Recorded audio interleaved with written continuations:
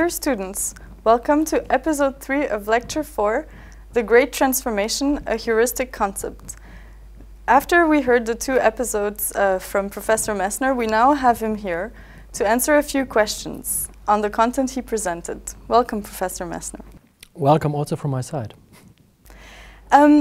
Just as a starter, I've been wondering the whole time, you started your first lecture saying that there were 3 important transformations. The Neolithic revolution, the Industrial Revolution, and you presented to us today what you call the Great Transformation. Why is it then a transformation and not a revolution? Yeah, from our perspective, actually, the Neolithic revolution and the Industrial Revolution have not been revolutions. It have been evolutionary processes. So there was no big movement which invented a new political or economic system pushing forward a revolutionary process. It have been evolutionary processes in the context of the Neolithic revolution, a process which took several hundreds of years, and in the situation of the Industrial Revolution, many decades within Europe to bring up these industrial societies. So this has been evolutionary processes. The transformation we need now needs to be shaped, politically organized. This makes the big difference. And this is why we call this the process now transformational process, because we have to transform processes with political intentions. Okay, thank you. It's interesting because in this transformation you talk about these things that have to be shaped, but you also talk about the things that are happening and around which you need to shape what you want to shape for the Great Transformation. And one of these that I wasn't completely clear on was this increasing middle class all over the world. Why is this an important factor in the Great Transformation? There is a very positive trend. The positive trend is that many people in developing countries are becoming richer. This is wonderful and nice because this implies that poverty is going down. More people are now in a situation in which they can invest more in the education of their family, in the education of their children. So this is important and positive.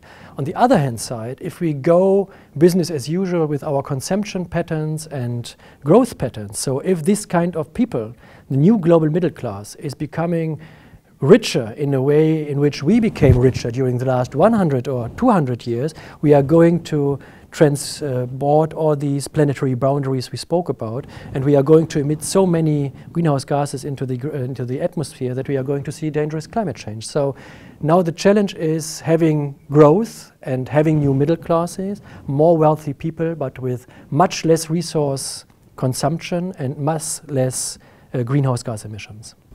Okay, and does this link to this concept you mentioned about decoupling growth production? And right. So decoupling implies that you do have growth, you do have wealth creation, but without the emissions and resource consumption patterns which we have been seeing before. So becoming richer with less energy, becoming richer with less resource consumption. This is what the decoupling concept is about. And what we need are not only absolute, not only relative decoupling processes, but absolute decoupling processes. What we have been seeing in many industrialized countries during the last 2 decades are efficiency gains, also in terms of carbon efficiency. But those are overcompensated by growth processes. So what we need in a situation in which many people are becoming richer is that many people are becoming richer, but we have to bring in absolute terms the emissions and the resource consumption patterns down. Okay, but this also links to this concept you presented on stabilization of, you talked about this equilibrium, that there had to be an equilibrium between the total amount of carbon that was produced and world population. And it's a bit confusing because you want to, it's not confusing, but it sounds very complex to decouple this production to carbon emissions, and then at the same time to think that you have this increasing amount of population who are going to consume more. So could you talk a bit more about this stabilization and equilibrium? Yeah. Now I've been talking about the greenhouse gas budget, if you have in mind this greenhouse gas budget. And what we are bringing out in this study and in other studies is that if we accept the 2 degrees Celsius target, the existing budget is around 750 gigatons of greenhouse gas emissions from now on to 2050. And within this budget, you need to have wealth creation for a global population which will grow from 7 billion today to 9 billion in 2050. So the situation is that we need this kind of decoupling, which we have been reflecting on before. So business as usual growth is no option. If you would like to stabilize, and we need to stabilize the ecosystems, and if you would like to avoid dangerous climate change, wealth creation in the future is only possible based on radical efficiency gains in terms of carbon efficiency and resource efficiency. Okay, and about this carbon budget, it's a carbon budget for everybody in the world? This is the global carbon budget. Okay.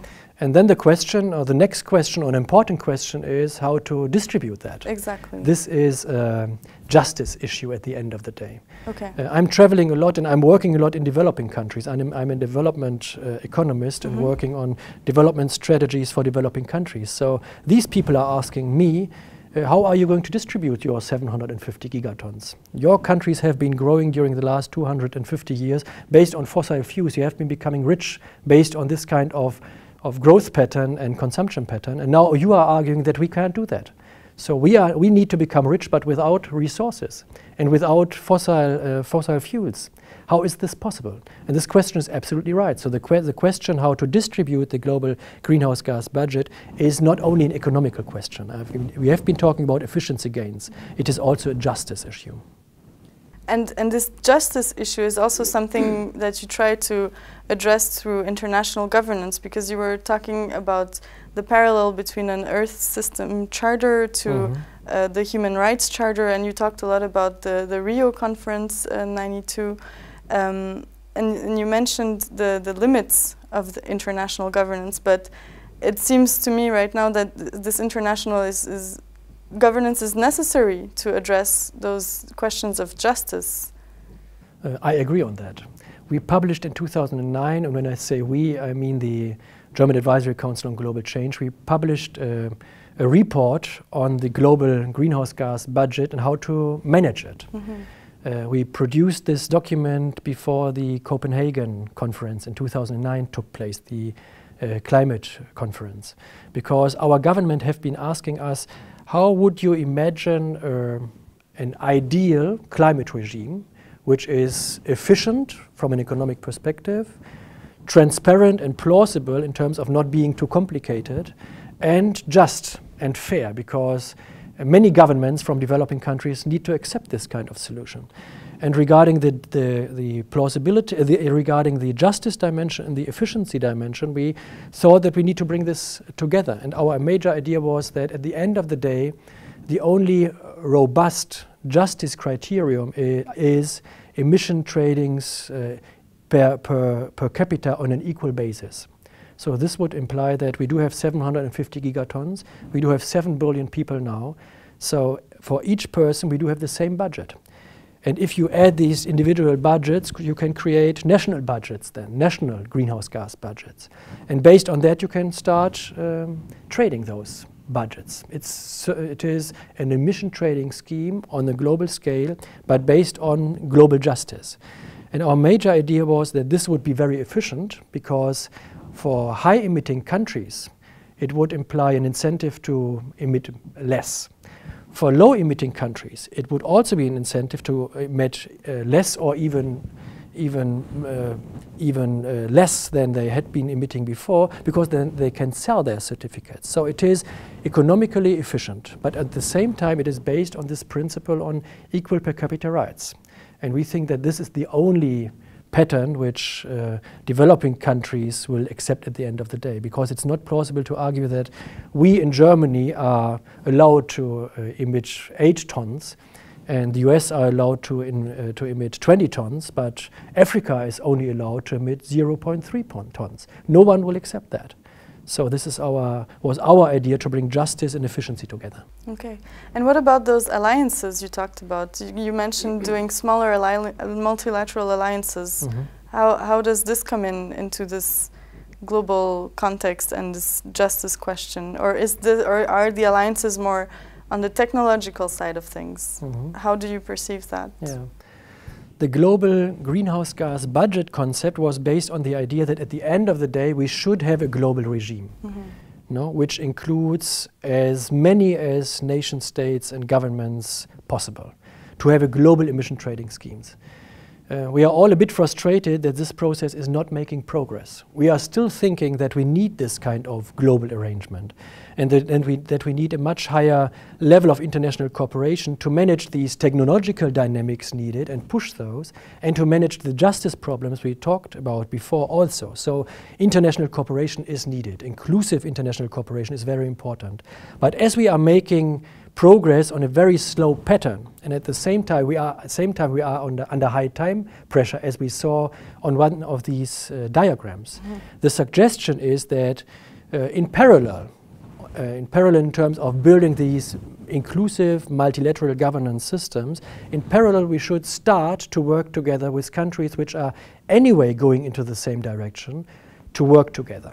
Investments in technology, investments in training, investments in R&D, so pooling knowledge, know-how and political forces to push the whole international process forward, organizing tipping points in the international system, in the economic one and in the political one. This is the major idea. Okay.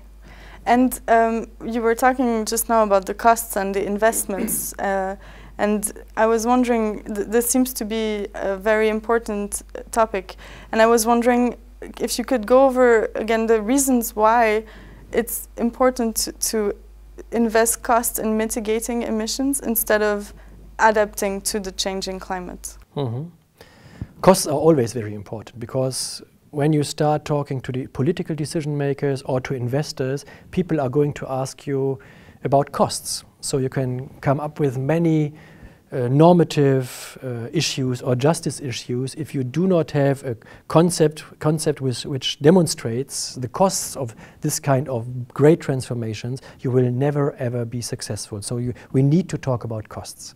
And what we are demonstrating and what we bring together in terms of information about the cost structures of mitigation strategies and the cost structures of adaptation strategies is that adaptation costs in the future will be much higher, and there is a big consensus on that, than mitigation costs. But we do have a time problem, because we need to make this mitigation investments now. I talked about the next 10 years in which we need to shift our investment paradigms, in which we need to shift our growth and consumption paradigms. So we need these investments now, mitigation investments. The climate crisis and the climate impacts will grow up and emerge in 2030, 2040. So we will need this kind of investments to manage climate crises in 20, 30 years' time. So decision makers in the current situation might decide not to go for mitigation and leave the climate dynamics grow, and the adaptation investments then need to be made in 20, 30 years' time. So the management of this time gap, this is the real challenge. And you were talking about the different actors and the different roles, and I think when you think of investments, you think a lot about the private sector and the public sector. And this is their role in this framework to do those investments now for later. And what about civil society? Well, civil society is very important from two perspectives. The first perspective is that civil society might help to make these investments happen, because ordinary people in the streets might have in mind the future of their children. And they might be concerned about the future of their children. And they might ask, therefore, decision makers to invest now to avoid climate crisis. So civil society is very important to organize political dynamics. On the other hand side, civil society actors are also investors. In the German context, in the European context, we see many private individuals investing in energy savings of their buildings, for example. Huge investments. So private actors are not only political citizens, they are also investors, because what we are seeing now is technological options for decentralizing our energy systems. And civil society actors might be very important in this respect also. Indeed, yeah.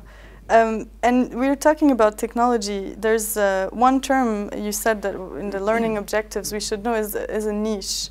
And I have a hinting that the niche has to do with technology, but you didn't really talk about it. So could you explain what a niche is? The concept of a niche is part of the discussion of innovation economists or evolutionary economists.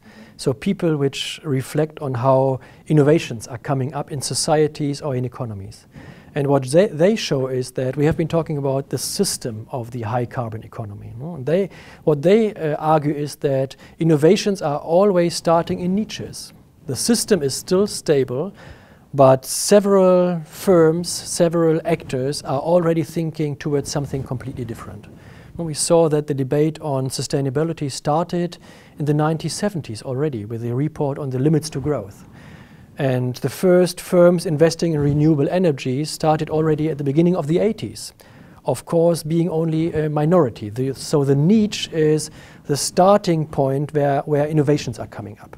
And then you need a political framework and incentive structures to scale up this niche innovations. And this is the concept of the niche. Okay. You cannot modernize and make this transformation as a whole in the whole system in a given moment in time. It is a process. It's not a revolution, it's a process. And it starts in a niche. And change agents which are driving forward these niche innovations are therefore very important actors which we discuss and analyze in our report. Okay. You were talking about the drivers and types that allow this, that we can look at to understand the transformation. And one thing I noticed is that many of these drivers and types were taken from examples in the Western world. And if this transformation has to be global, will they also apply in all countries equally? Or do you think there are other things that need to be looked at to further push the transformation? Yeah. This is a very good question and a very important one. On the one hand side, the sectors we need to focus on are the same. So it is urban, it is energy, it is land use.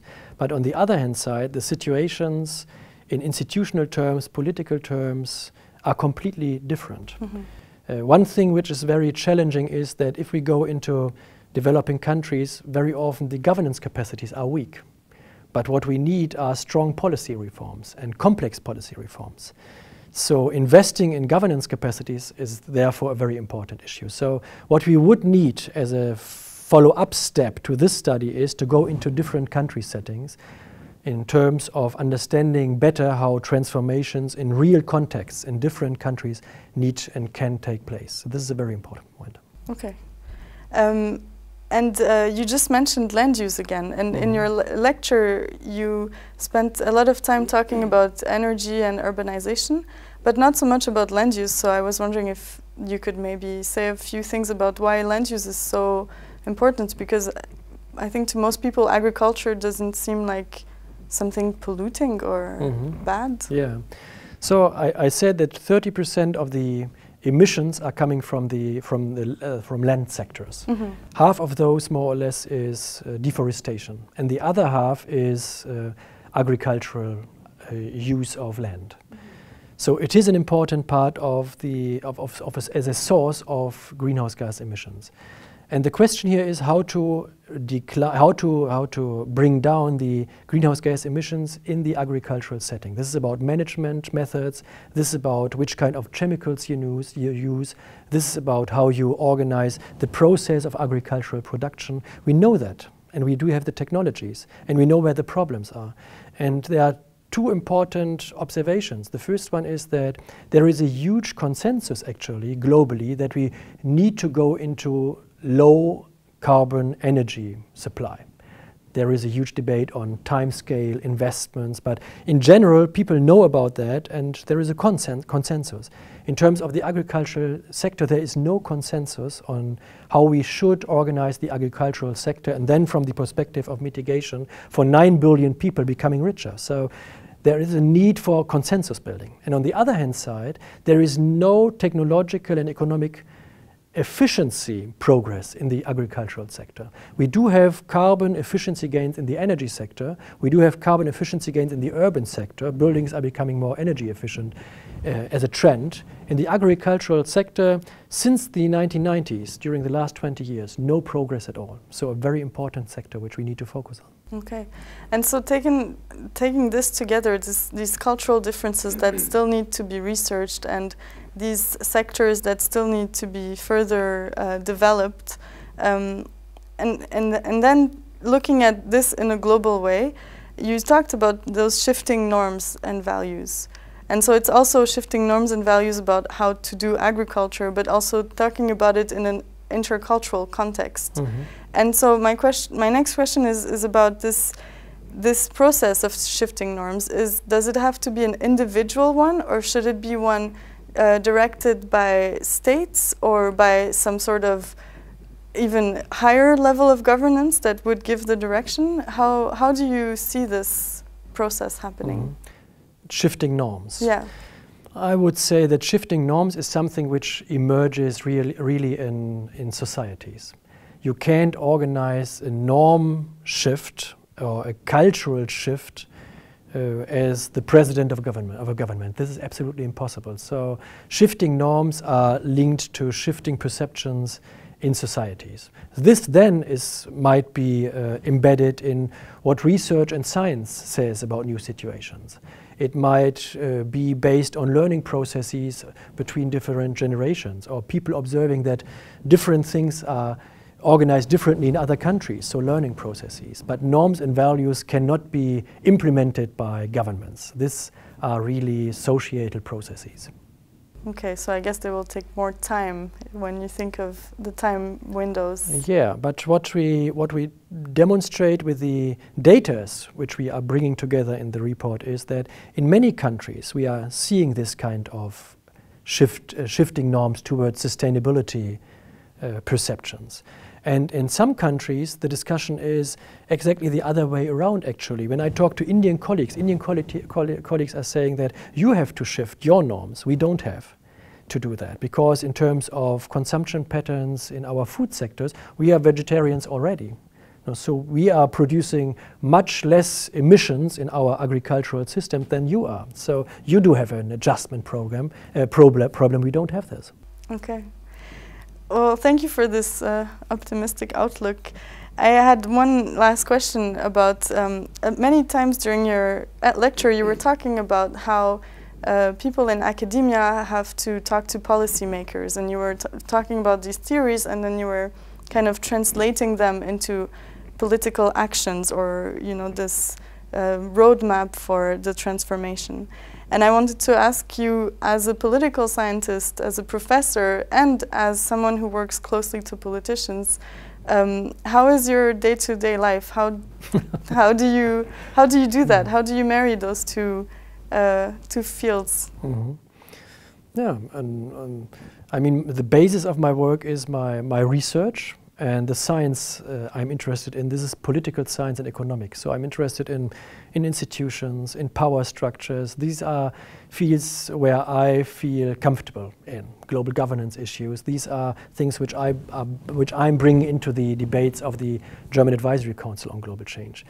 But based on that, then you need, as a political advisor, you need to translate, as you already said, what you have been researching and writing down in journal articles, for example. If you send a journal article to the chancellor or to a minister, he will not have the time to read it. If he would have the time to read it, he probably will not see what kind of impacts your academic findings might have for his or her decision-making processes. So you need to understand well the political processes which are moving forward. You need to understand the mindsets of the decision makers you are working with. And this is an additional step to translate what you have been finding out as research results in concrete policy advice. But another important contribution of the German development of the German Advisory Council on Global Change for political decision makers with regard to our flagships is to try to frame where the problems actually are and lie. So identify the problems as such. In this report which we are talking about, I think the most important part is to show show and demonstrate the different transformational shifts which we need to have in mind to change the development patterns. So the analytical part is as important as the political instruments which we are talking about then on the last 50 pages or so. So developing a narrative which is analytically well grounded and politically interesting and feasible. This is also a very important contribution of academics to policy making. Telling interesting narratives is important for organizing this kind of political changes we are talking about. Thank you.